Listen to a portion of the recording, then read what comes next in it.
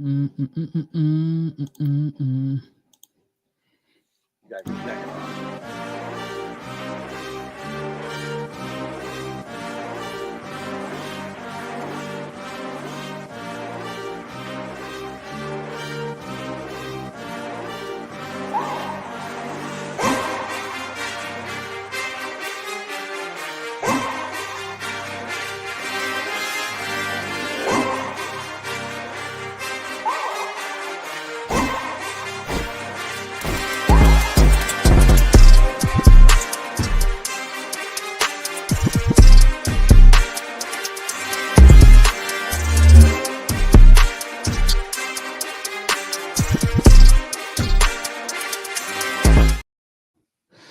All right, welcome back. Tell the Two Proxim Pod.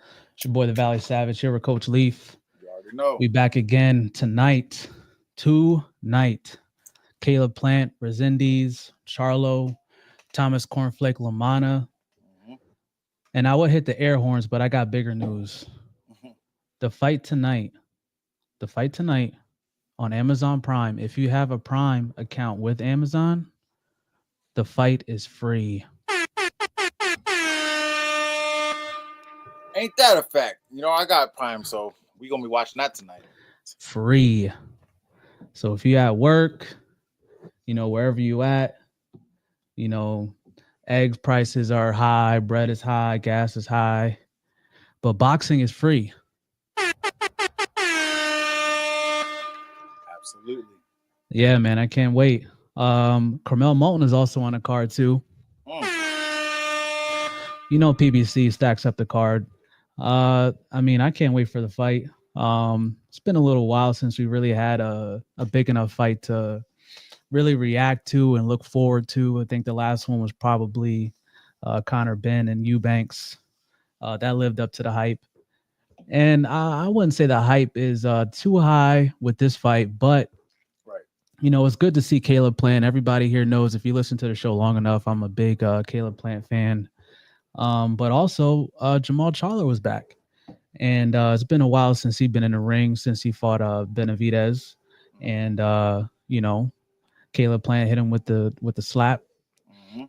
you know, and we'll see how he looks. Shake off the ring rust.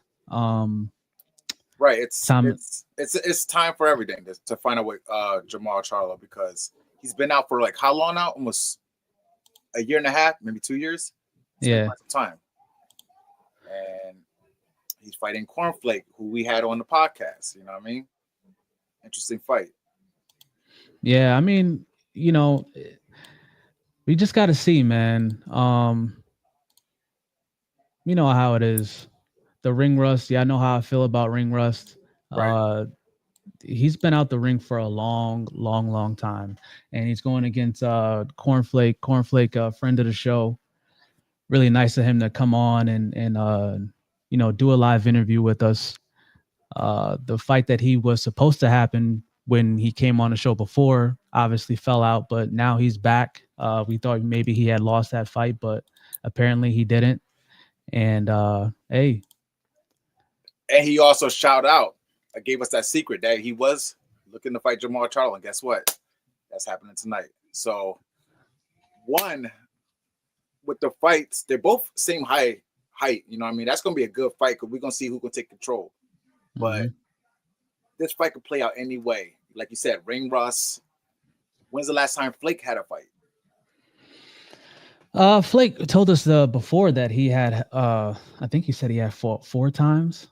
He's on a winning streak now. He had that fight with Laura and Laura stopped him. But he was able to bounce back with a few fights, and he's obviously the fresher fighter. I'm not sure exactly when Lamana last fought, but it is definitely more recent than Charlo.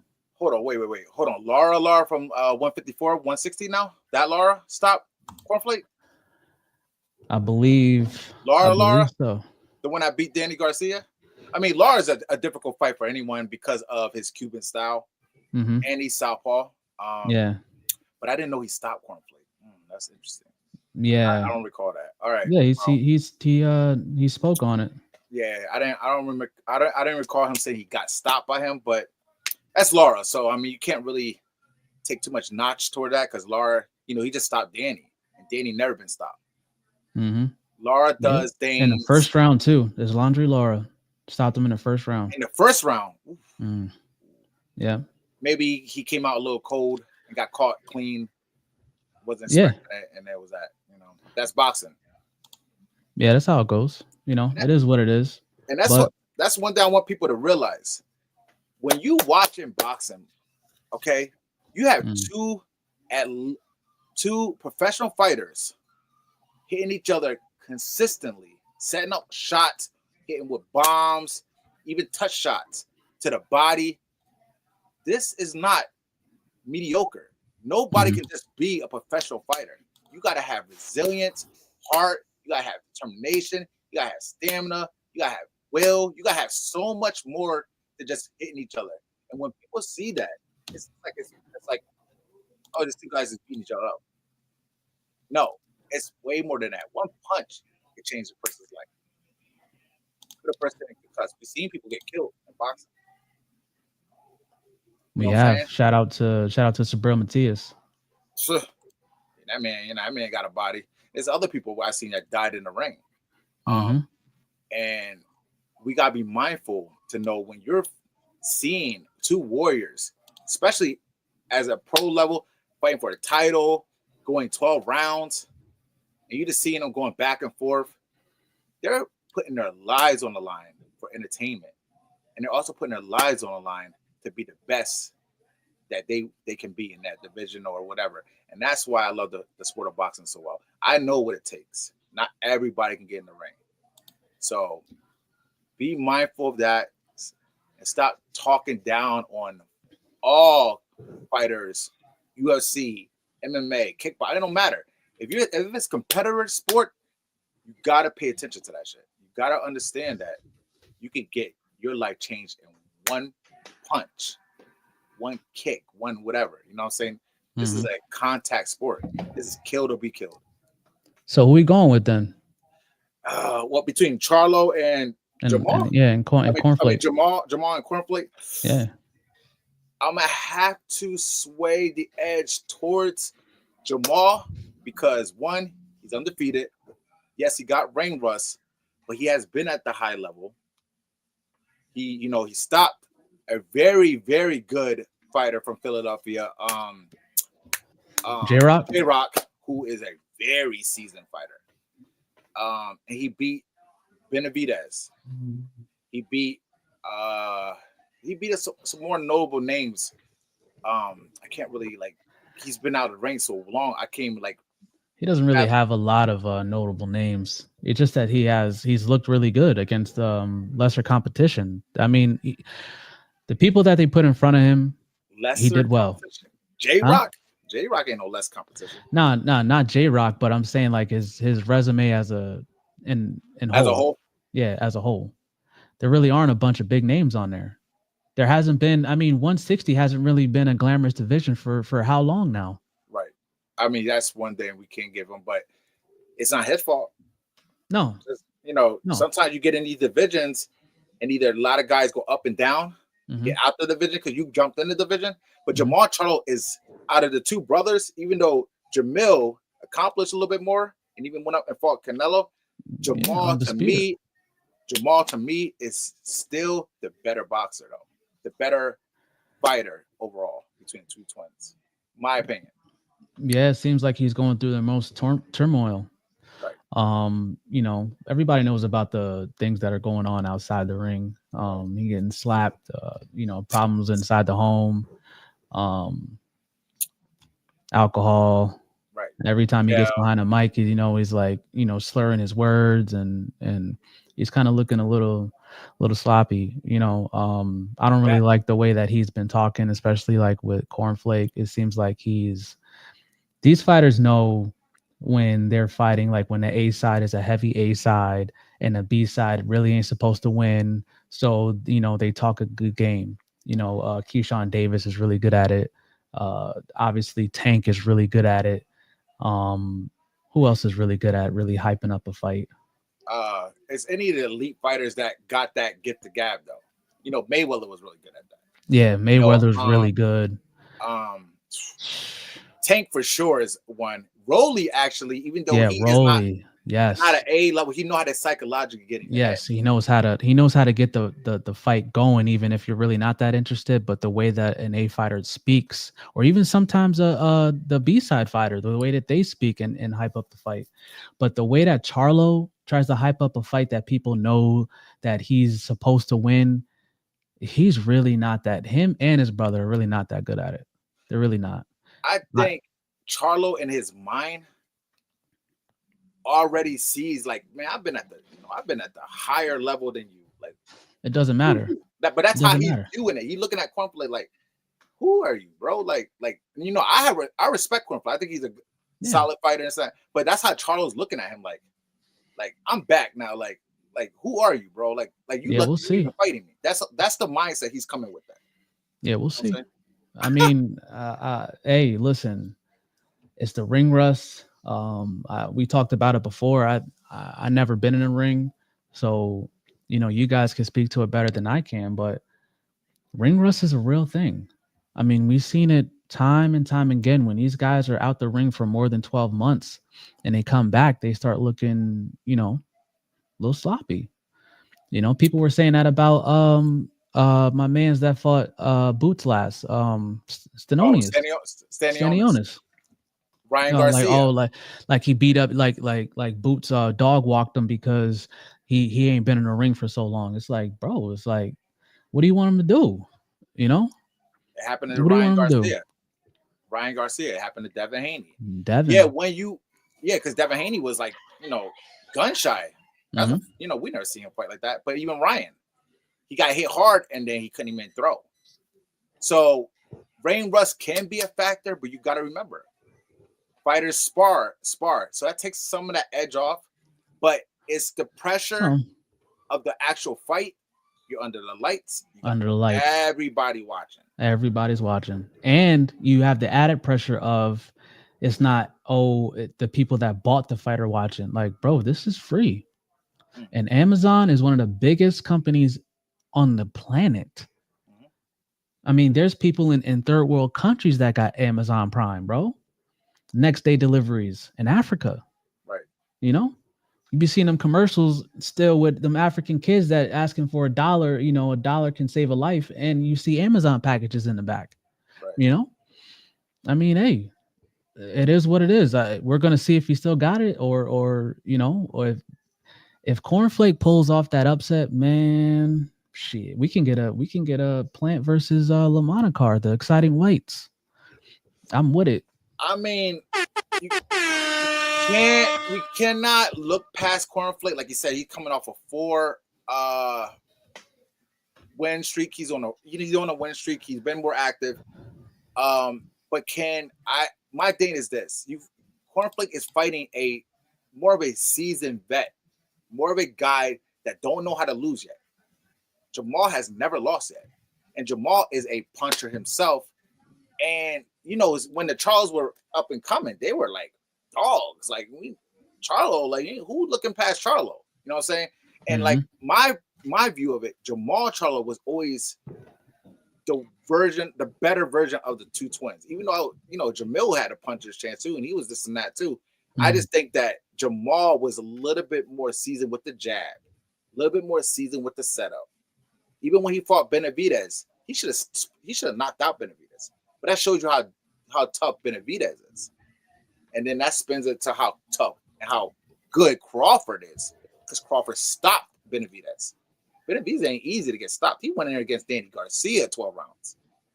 You know what I'm saying? This Yeah. guy is not an easy guy to stop. Crawford stopped him. Jamal couldn't even stop him. So if Jamal takes over the pressure immediately and put heat on Cornflake, can Cornflake weather the storm? But Well, Cornflake, when Terrence fought him, that was at 140, wasn't it? no, it's 47. That was 47. Absolutely. 47, 54, and then Charlo fought him at a catchweight. When Charlo fought him, I think that was at 160. I think I'm gonna look that. I'm gonna look that up. I think it was I at a. I believe think it was over 160. I believe it was at 160. It might have been 164, but I think it was at 160. Let me I'm see. pretty sure. Jamal Charlo. Yeah, that was Let me his last see. fight, if I recall. Yeah, it was his last fight. I want to say that that was a catchweight though. Let me see It where could it have was been. at. I don't. I'm not. It might have been 164, but I thought it was at 160. Charlo was 166 and Benavidez was 161. So it Mm. was a catchweight. And he still didn't knock him out. But I And don't never take past Jamal Charlo. Jamal Charlo is a type of fighter that tries to knock you the fuck out, and yeah, he's coming up with a little bit more chip towards Cornflake. You know what I mean? yeah. Like, I think I mean, yeah, you got to give Benavidez credit. He's a dog. right, I think you knew, especially with the interactions between his father and him, before he went out for the last couple rounds, he's asking him, are you good? He's taking a lot of punishment. If he wanted to keep going, and you can see that Benavidez Senior was proud of him. Like, after the fight, he tapped his face a little bit. He's like, good job. Even the last round, Benavidez came out like, said a little, you know what I mean, little prayer before he went out there. And you got to give him the credit. But like you said, he should have stopped him coming in there at 166. I think that was the first time that Benavidez had fought over 160, right, and he didn't stop him. But again, Charlo before that fight hadn't been in a ring for over a year. right, Again, right. But look you how know, good he did. Look how good he did in that fight. And I want to say this too: Benavidez, Jose Benavidez, not David Benavidez. That's the Jose Benavidez. If those that don't know, is the hmm older brother of David Benavidez. right? He Peg was a leg. They called him promising. peg leg. Yep. He was a promising Then he got shot. prospect. Mhm. Very skilled, very dominant till he got shot. And even with a bad leg, he went 12 rounds with Crawford before he got stopped. But Benavidez, I don't think had ever been stopped before or even dropped until he fought Crawford. But then that's where you see the ceiling. Like, look how skilled Crawford was to not only weather the, because he went through some heat with that. That was a Mhm. tough ass fight for him. Yep. But he found in the 12th round, Mhm. found the code and stopped his ass. And then this guy went in with Danny Garcia, one of the biggest punchers in the sport. Jamal Charlo, one of the biggest punchers in the sport, with a bad leg and did not get stopped. That says enough. Yeah. The fight definitely took some years off him though. That fight with Charlo. Oh, hell I yeah. don't think Benavidez should even. I He don't should think he's just coming hang it back. up. He might not come back from that. But he can, though. That's the thing. He's that skilled that he can get in there. If it's a little bit of softer touch, he going to beat him. Listen, I got Thomas Cornflake Lamana, man. You feel me? Over Jamal Charlo? Yeah, Listen, man. Put the ticket out, everything, man. I'm going to say this. He was on a podcast. I have a lot of respect for him. I wish him nothing but the best. I think it's a 50-50 fight. I He's think just a good dude, man. He's a good dude. I think who Good wants dude. more. But I'm going to say this. It's who dictates the fight and who takes over and puts the pressure on immediately. Because that's what's going to offset. Like, if they in there dancing around, because Cornflake's long too. Mm-hmm. Yep. Someone got to take and get to the fire first. So it's Mhm. whoever does that first. If Cornflake comes in and puts that heat on Charlo, he might get upset. Charlo, I think that for Cornflake, I mean, it is what it is. We know about Charlo. Charlo has a lot of power, a very disciplined, very talented jab, Right. high ring IQ, very athletic, and as far as we know, has a very solid chin. Yeah, we never seen him And get hurt. yeah, you never really seen him get hurt. I think that Thomas needs to use the whole ring. You kind of have to, the fans aren't going to want to hear this, but he needs to make it a boring fight. He needs to be Devin Haney, and he needs to protect his body because like you said that he's long, right? With the reach, yeah, he's long, but he's also long as in height. And that body is a big target. So I would say Charlo is known to really go for the body. I would say protect your body, champ. Stay on the phone. Obviously, nobody wants to get punched in the face, but you damn sure don't want to get punched in the body. You don't want Charlo to slow you down. I think that he needs to use that whole ring, and he's going to need all the stamina he can get. And if he's taking a whole bunch of punishment to the body, we all know it slows you down, and you don't want to be slowed down with a guy named Jamal Charlo. Right. Well, it's whoever's jab is more effective is going to really start controlling the narrative of the fight. Mm-hmm. But then it's the second, third level. What gear are they going to push for that? You know, if they're battering the person, are you just going to outbox them, or are you going to try to get him out there? And I see that more so towards Charlo. I have never really seen Flake fight too much. What do you mean? Seen what towards Charlo? Charlo stopping or boxing? Like trying to go for the kill. Yeah, go for the kill. So that's like more his mindset. That's because I've seen a lot of Charlo. I have not seen too much of Cornflake, but just knowing what Rick said, just seeing his demeanor, Cornflake's a guy that's saying, I'm gonna get you there too. I'm gonna get you out too. So if he could control and start dominating a little bit, if he goes to the press, he might can get him. But it's hard. Like you gotta really catch Jamal Charlo cold, because Jamal Charlo he does everything high tier, guard high tier, jab high tier. Everything's calculated. It's hard to really catch him slipping, no matter who he faces. Yeah, but he has to. I wouldn't step to Charlo. That's something I don't want to get in a firefight with Charlo. If I'm him, especially a rehydrated Charlo. So, Charlo made weight. Charlo's ready. Cornflake is ready. He doesn't look scared. I seen it. He showed up with the black forces on, so he mean business. You seen him with the gray sweats and the black forces, so I know he's taking it serious. So like I said, obviously, you do what you do, you stick to the game plan. But my game plan is do not step to Charlo. Use the ring, use the jab, protect your body.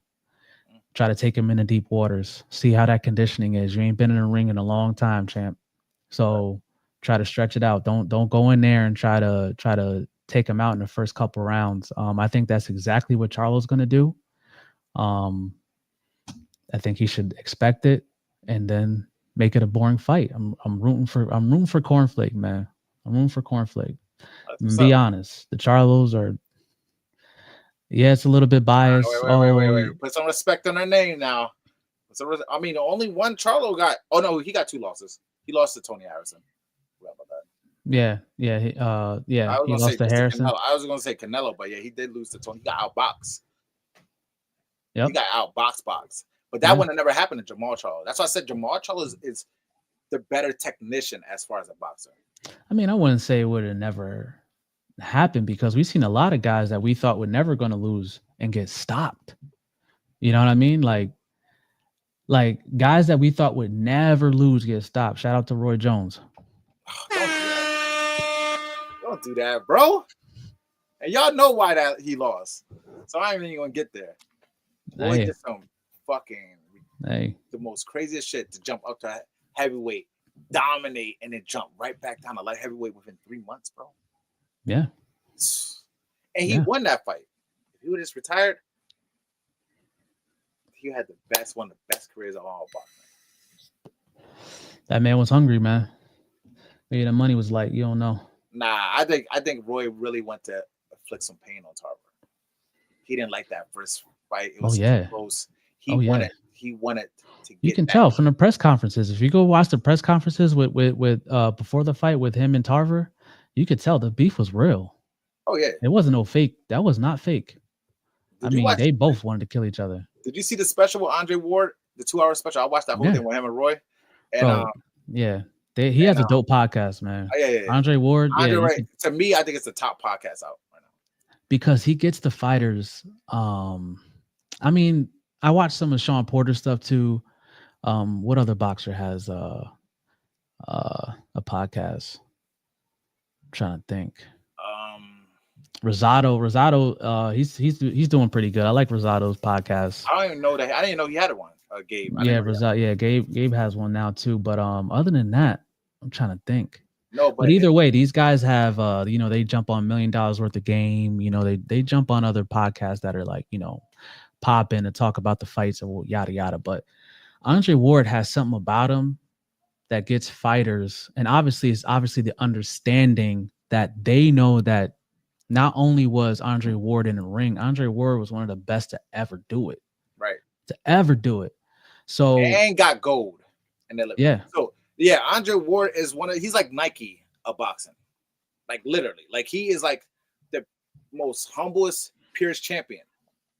And he could have still stayed in the sport, but he retired when he won it. And you know, when he's talking, he already did his research. And he's, you know, so like I watched a couple of his, and I love watching it because you just see the mental confidence of him, but then also engaging with the fighter because he knows the ring like that. You know what I'm saying? So shout out to Andre Ward, top podcast in the world right now. Yeah, I think he gets fighters to open up and talk about things that they normally wouldn't talk about. It's like, oh, like he asks him a question and other fighters would be like, you know, they give you the stale ass, you know, generic ass answer. And they don't give Ward generic stale answers. They're real with him. And that's why, I think that, like you said, like as far as boxing and getting these big time fighters to come on and actually be honest and give you legit content that keeps you on the edge of your seat, keeps you entertained. Andre Ward is the guy, man. But let's get into Caleb Plant and Resendiz, man. I mean, I'm gonna be real. You guys already know, man. Caleb Plant, bro. I don't know how you're not a fan of Caleb Plant. How are you a fan of boxing and you're not a fan of Caleb Plant? How? Caleb Plant is probably well, now that Benavidez is out of 168, Caleb Plant is easily, arguably three in the weight class, because we know Crawford's now in there, and Crawford, just his skill set alone separates him no matter what weight class he's at. So him and Canelo are really fighting for number one in that weight class, but Plant is definitely 3 because it's 1 or 2 with those two, and then it's Plant. Yeah, because Benavidez is gone. We don't know what's up with Boo Boo. Boo Boo is on the same type of time as Spence right now. We don't know what's going on with them. You might as well consider them retired. And Belanga's there, but come on, man. Who else? Is Munguia at 168 too? Munguia got other things to worry about. Yeah. Well, we know he had that meat too. Yo, I'm done, man. How the hell? It gotta be either the burritos or the chicken cha-cha. Something's going on, man. Whatever they eating, they're popping up with roids. And I'm gonna say something else too, because you want to bring out the Roy Jones shit. The second fight, Roy took Tarver's best shots in the first fight when he was weaker, right? And look at Tarver's structure, his body, right? Mm-hmm. When you go and watch Roy and Tarver 2, look how much bigger and filled out Tarver is. Then he get popped for steroids down the line. Oh my God! Don't do that, man. Don't do that. Accusation. I believe in my I believe 100% Tarver. Oh my God! I thought Roy. Even though that was a clean, that was that shot. No one would have got. Oh my God! That shot. But I believe he was on some roids, bro. I promise you. Yo, come on, man. Why are we doing this, man? Oh, now I wanted some milk, Doug. That's all. Why, bro? Y'all see what he doing, man? Nah, I ain't doing. I ain't spinning. Y'all see what he. Do me a favor. Just pull it up. Look at the first fight and look at the second fight. Look at the body structure of Antonio Tarver and tell me that man didn't get more stacked in the second fight. Bro. He made Jones look smaller than the first fight. And Jones was weaker and took his best shots in the first fight. Second fight, 2 rounds, spark, pound for pound king. The best fighter of our generation before Floyd. Come on, bro. He was so good. Floyd was at his pinnacle, and he wasn't even that dude until Roy got clipped. The meat. Bro. The meat. I am not going to say anything else, man. Oh, man. And you see the extra sweat driplets on the top of his bald head in the second fight. You know them roids are popping in and out of him that night, man. Oh my God. I don't care what anyone says. I believe it was something else. And Roy didn't make him test. You got to get that hate out your heart, man. Got to get that hate out your heart. Why didn't you gotta let it go? Why didn't you do that to him in the third fight? He hurt Roy. Why he ain't one shot spark him again? I mean, Roy was probably more prepared. Oh, come on, bro. He was more prepared. You got to Man, give going blow for blow with Glenn Johnson, going blow for blow with All B-Hop. right, there you go. Give him some credit. Give him some credit. That's all I'm saying. No, I'm not going to do that. About right? he on that juice, man. He Just on to, the, he just was to on the sleep at burrito. night. Yeah, the burritos and the fucking drinks, man. Listen, Jaime, as soon as it's funny how he gets to Canelo's camp with over there with shit. Ray Ray Espinosa, right? Or what's no, his no, name? No. Canelo's coach. Trainer. Yeah. Yeah, I forgot his name too. Fuck it. As soon as he gets to that camp, man, he popped for steroids, bro.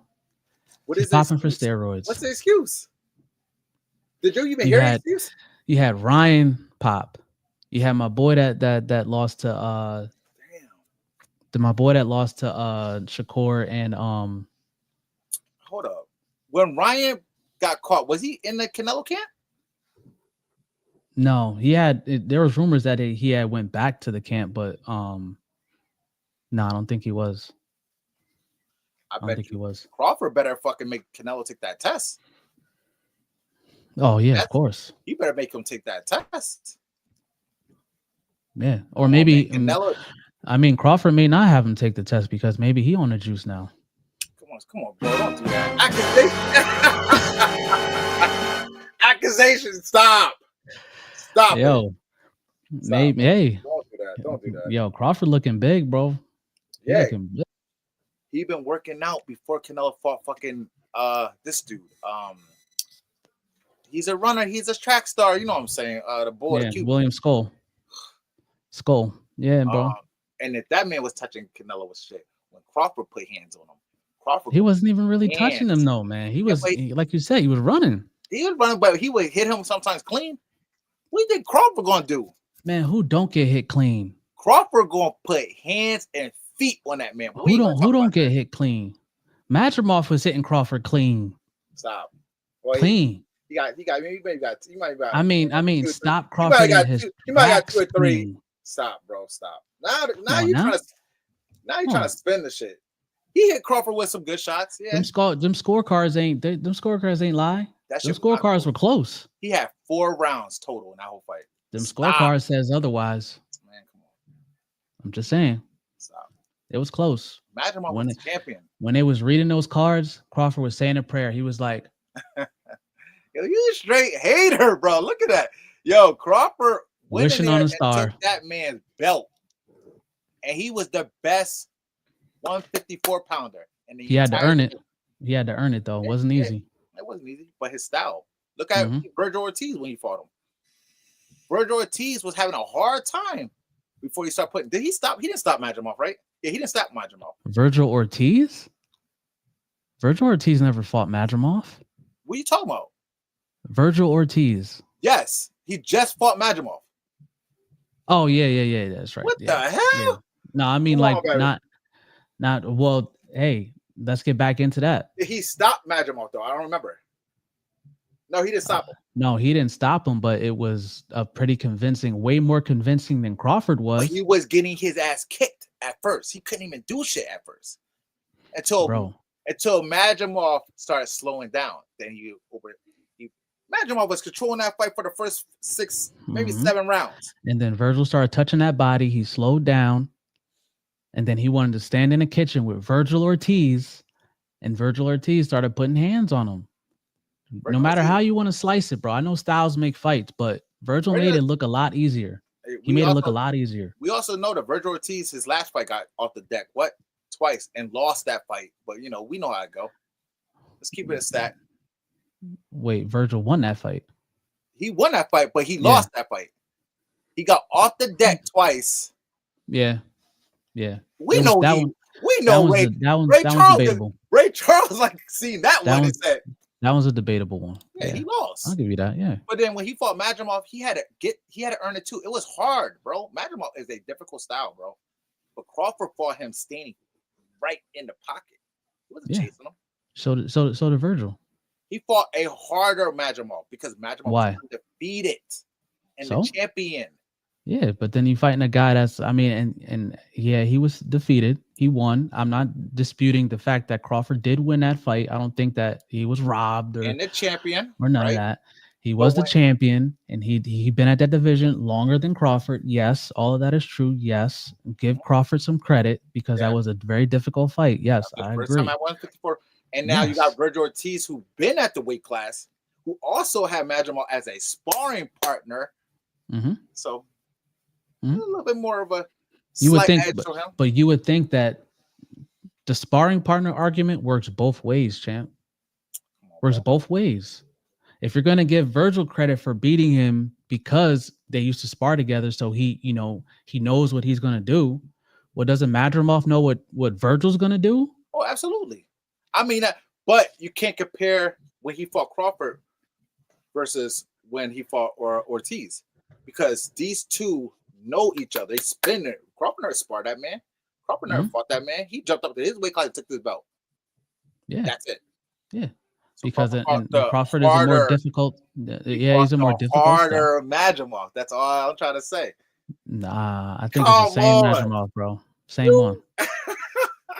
Same one. Oh man, nah. I wish the fans could ask us. I wish we could ask the fans on that one. Hey, the reason why he made Crawford have a harder fight because he was the champion and he didn't know how to lose yet. Crawford made him learn how to lose that night. He made him lose. You know what I'm saying? You know how hard it is to beat an undefeated fighter? And Crawford been doing that his whole career. Let's ask Spence. Yeah, but at the same time, too, you got to look at it like if a champion is still a champion. You know, boxers are a boxer, and if you're healthy, it's not like Madrimov is some old man. You know, he still has a few more years left in the sport, a few more years in his prime still in the sport. And we've seen guys lose and come back. We've seen that all the time. All the time. There's no comparison when it comes to Crawford and Virgil Ortiz. And no, they're two completely different styles. Right. Crawford is a completely different style. Virgil has a completely different style. Madrimov has a completely different style. All three have completely different styles. Right, but you got two guys that are been at that weight class for quite some time, and you got a welterweight who just came into that division and fought the top guy. The only one that's been in that division. The only one that's been in that division for quite some time is Madrimov. And Virgil Ortiz. Virgil only had one fight at that division. He only had one fight with Bochuk. Yeah, that was a good test. Yeah, that was a great test. Yeah, that was a great test. And he got off the deck. Yeah, he got off the deck too. But at the end of the day, bro, it's not like Virgil, he's been fighting his whole career. He had like 4 or 5 fights in the division. He only had one. Right. But I'll tell you this. Crawford knows how to take O's from the champion. Gambola, Mean Machine, Spence, Madrimov. That's 4 fighters in their prime undefeated. He gave them their L's. And I know there's more. I got a Jerry Jean. Bro, the guys that have O's for a long time have beaten a lot of undefeated guys. I think Victor Postal too, if I think about it. That's 6. Yeah, especially champions, like, because usually champions have mandatory fights against guys that are ranked number 1 or number 2, and to make it that high in any division, you got to pretty much be undefeated. You know how that goes. Yeah, if you're a champion, I mean, you could say the same thing about Spence. You could say the same thing about Tank. You could say the same thing about Shakur. You could say the same thing about Devin. You could say the same thing about Keyshawn. You could say the same thing about a bunch of guys that are champions. In order for them to become champion, they had to beat a whole bunch of guys that have O's on their record, and then they had to beat another bunch of guys that have O's on their record to stay champion. Now, we talk about the difference is Crawford beat champions. Yeah, that was undefeated. Yes, Gambola was a linear champion when he beat him. Mean Machine was a 2-time Olympian and champion. Victor Postal was the monster at 140 at that time. Mm-hmm. I'm not taking anything away from Crawford. No, Crawford is we ain't gonna do that. We ain't gonna do that. Crawford is the best fighter right now to me, pound for pound. Thank you. Yeah, that's all I want to say. I just want to give that man his just due. Yeah, that's all I'm saying. I mean, Caleb, and like I said, Caleb Plant, I got him by stoppage. Caleb's gonna stop him. Put him I in the don't know dirt. much about this guy he's facing, but the kid looked like he is coming to fight. But like I said, and like you said, we know how Caleb is. Caleb is a dog, Mm-hmm. and he will fight. You will have to kill. You literally have to knock Caleb Plant out to beat him. And I mean, he was beating up Canelo. This guy Well, went 12. Benavides didn't have to knock him out. Yeah. But I mean, come on, bro. That was a very difficult fight. And Caleb said what really hurt him was that body shot. Really took the fight out of him. Yeah. And he went 12 rounds with Benavides. He went 12 rounds. Got stopped by Canelo, but like, you gotta be a good boxer just to box him. Mm-hmm. And then, if you're a dog and trying to like get it into a phone booth fight, Caleb Plant could do that too. He can do that too. You see that he did with that dude with the stash? I don't remember the dude's name. I know Darrell. Andre Darrell put him in the dirt. He put him in the dirt, and that no one really does that to Darrell like that. Like, well, Darrell was not Darrell anymore. He was declining, but like knocked him out like that. We've seen Darrell knock a guy with one uppercut out cold. And we've seen in both Caleb Plant's losses, we've seen Caleb Plant still shine. I mean, it was the first half of the fights. Caleb Plant looks like the best boxer in the world, bro. In the first half of fights. In the second half of the fight, he starts to slow down. He doesn't really use the ring and really box. He just, like you said, he's in a phone booth now because he's tired. The stamina isn't really up. But like you said, Caleb Plant can do both. He can switch gears at any time. I can change the game plan mid-round if I really have to. If he's in trouble, he knows what to do. I can box. Right. At the end of the day. And I think that this kid, Resendiz, he don't have, especially with the caliber of fighters that Caleb Plant has been in there with. Right. Resendiz don't got nothing for him, man. Resendiz don't got nothing for him. I don't really know much about this kid, but I do know he is he undefeated? Let me look him up. I'm not sure if he's undefeated. But like, he just his demeanor, he doesn't look like someone that's going to be like a walk in the park. So I'm sure Caleb Plant's going to have his hands full a little bit tonight. But we know Caleb Plant. We know how he's going to do. No, he's 15-2. He has 11 KOs and he's been knocked out once. Oh, okay. Caleb Plant once. Yeah, he's only a 2.5 star on BoxRec. Goddamn. Goddamn. Hey, 2-0. Oh, he lost by knockout to Elijah Garcia, the Phenom. Woof. I'll give him the benefit of the doubt because Elijah Garcia is nice. He's nice, but he's young too. You know what I mean? And he doesn't have the experience of a Caleb Plant. Right. And he stopped him. And he lost a unanimous decision to Marcos Hernandez. He beat Caleb Hurd. He knocked Caleb Hurd out. Did he? Yep. Knocked Caleb Hurd out. Let me see if I recognize anybody else on his resume. Jaime Lopez, yeah. TKO on him. Yeah. Other than that, yeah, nah. I guess his best win. What time that fight starts tonight? At 8, 9? Let me see. I think it's at 7. It's at 7. Okay. Yeah, that's 7. And then Carmel Moulton, you already know what Carmel Moulton's gonna do. Carmel Moulton is nice. Yeah, nice. That boy's not even peaked yet, and he's that dangerous. Nice. 8 o'clock. My bad. 8 o'clock.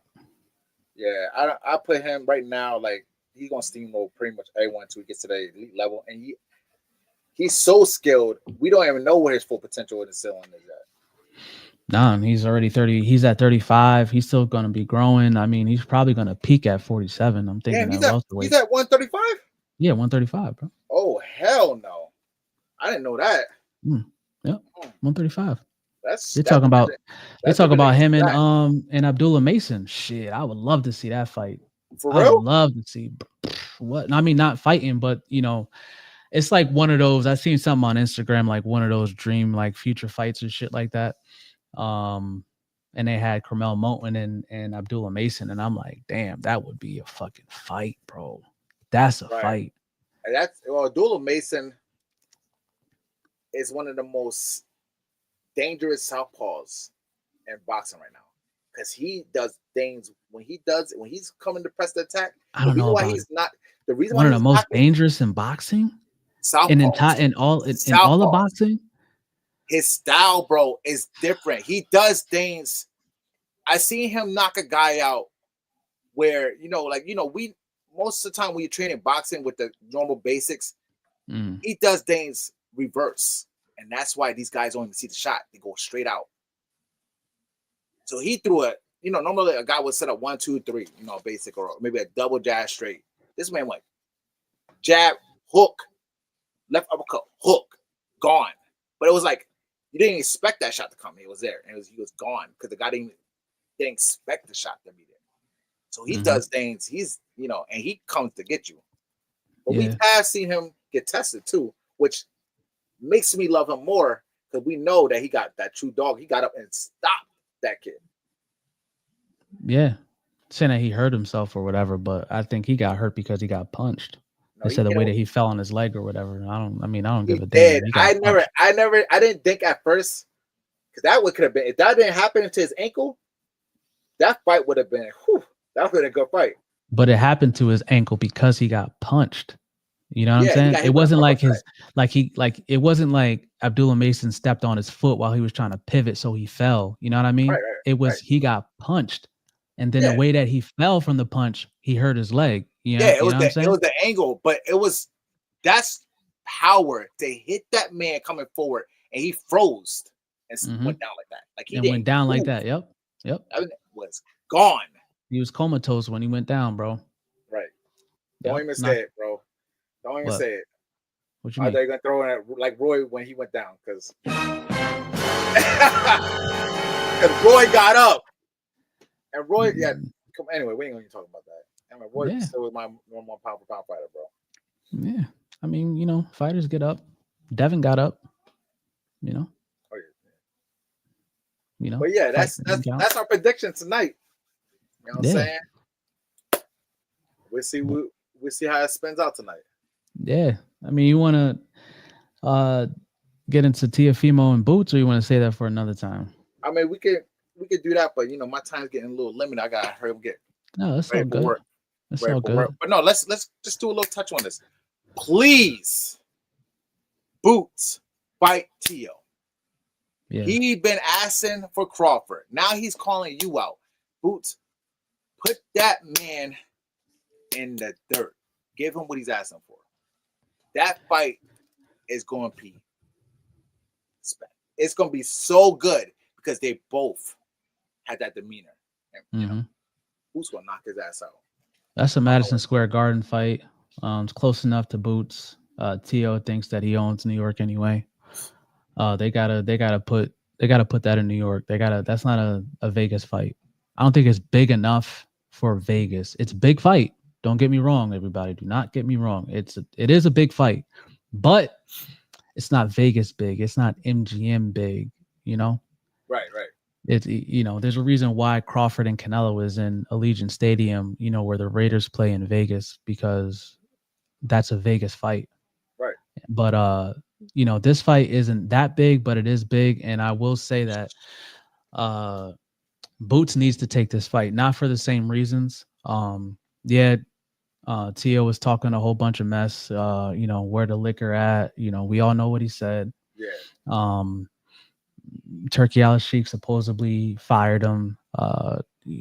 Teo's calling Turkey Al-Sheikh a dictator, and I mean DICK dictator. I think he's starting to slip like Ryan Garcia, lose his mind a little bit.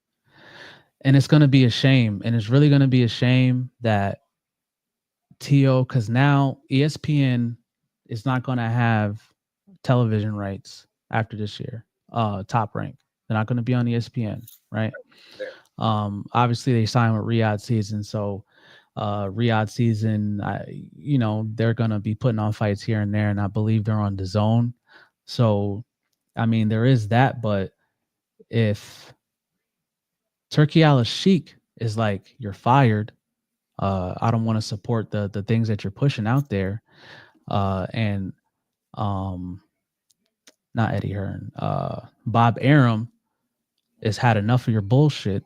Mhm. Um, a lot of promoters are not going to want to deal with you because of your antics and things that are going on and things that you're saying about not just black people, but what you're saying about women. Um, He's out all of pocket. He's out of pocket. Period. he needs to just stop and just be great. And I get it. Like, you're trying to get paid. You see all these other guys getting 10, 12, 15, 20 million dollar checks. Even in his last fight, that was a Riyadh season in the middle of Times Square, he still didn't make $1 million. You know, I understand where it comes from, but the way that he's handling it, you're gonna be out of boxing undefeated and young. Undefeated. I mean, Yeah, not yeah, wait, yeah. don't He do lost. that. He lost to Cambosos. Yeah, he lost to Cambosos. Yeah, But technically, but he two lost two time more times, but we ain't gonna talk about it. but 2-time lineal champ. Probably going to be out of boxing before the age of 30. Hey, his mouth gets his ass in trouble. I want Boots and like Devin Haney went to fight him. Good fight, but now I want Boots to fight him because Yeah, Boots is going to knock his ass out. I I think want to that. see his dad, see his face when he. I mean, you won it. You really won it. So let's see what happens now. I Please don't make think that fight that. happen. Yeah, and Haney's going to lose to Tio. I think that. I don't know. I think the fight with Ryan Garcia broke Devin. I think it broke him. I never seen in his last fight that he had with Ramirez, man. I've never seen Devin like that. I don't think he'll ever be the same ever again. We I don't have to think see him he. in his next fight. We got to see one more fight before we really write him. I'm not writing him off. I don't like writing guys off. I understand you were cheated. I get it. I get it. But to respond like that, nah, man, that's not how I can't support it. I mean, look at Margarito. He had plaster wrap all on his hand. Took years off of Cotto. I think the way that, because Cotto really don't talk much, and when he does, you can kind of see he's a little bit punch drunk, a little bit. I think that's from the Margarito fight. The motherfucker had bricks in it, loaded gloves. But Loaded Cotto gloves. still did the rematch and beat him. And beat him, and he stepped to him. You know what I'm saying? Yeah. After getting cheated, you got cheated, but even though the guy cheated, when a guy puts his hands on you like that and you take a knee, it does something to your mental, bro. It does something. But Cotto, withstood the test, and Cotto's one of the greatest of all times. And just to see, Devin was a dog, got up, didn't get stopped, but man, he don't look the same no more. But back to Boots. I mean, Boots needs to take this fight. Honestly, man, I'm running out of excuses. I'm a big Boots fan, but the way that people are talking about, oh, he's going to be fighting this, and then Fight Hype and Mike Coppinger and Eddie Setback and Boxing Ego and all these big fights, $1 million worth of game, talking about, oh, Boots is fighting Virgil, and then it comes out that, oh, nah, I'm gonna just stay at 47. It was hard to defend Boots when that happened, and now you got Tio coming out first talking about, oh yeah, he ducked me. He ducked me. The fight ain't happening. It's not a good look. And Bro, Boots needs a big fight. He but needs a big fight. you wasn't saying that when he destroyed Vera. You wasn't saying that when he just not beat the shit out of Stanionis. Yes, we were. He Yes, we stopped. were. He stopped. This dude. Fuck Thomas DeMorhe. 2 rounds. He Yeah, stopped. Delorme, yeah. Uh, David Lipinets. Lipinets, He stopped and he Lipinets. He stopped. stopped Delorme. He He stopped stopped Villa. Via. He stopped Yeah. this dude too that Crawford fought and knocked out with one shot off it. He went off his back. He hit Boots and Boots counter, not made him quit. I can't remember this dude's name. Avanesian. Avanesian. Yeah. But anyway, I don't want to cut this short, but I gotta go to work. Yeah, no, it's all good. We'll be But back soon, yeah. Check you on the yeah, next one. again, please, Boots, fight Tio, give him what he's asking for. That's all I want to say before we ride out. Yes, I agree. This is Tell the True Boxer Pod, your boy, the Valley Savage, Coach Leaf. See ya next time, man. We out.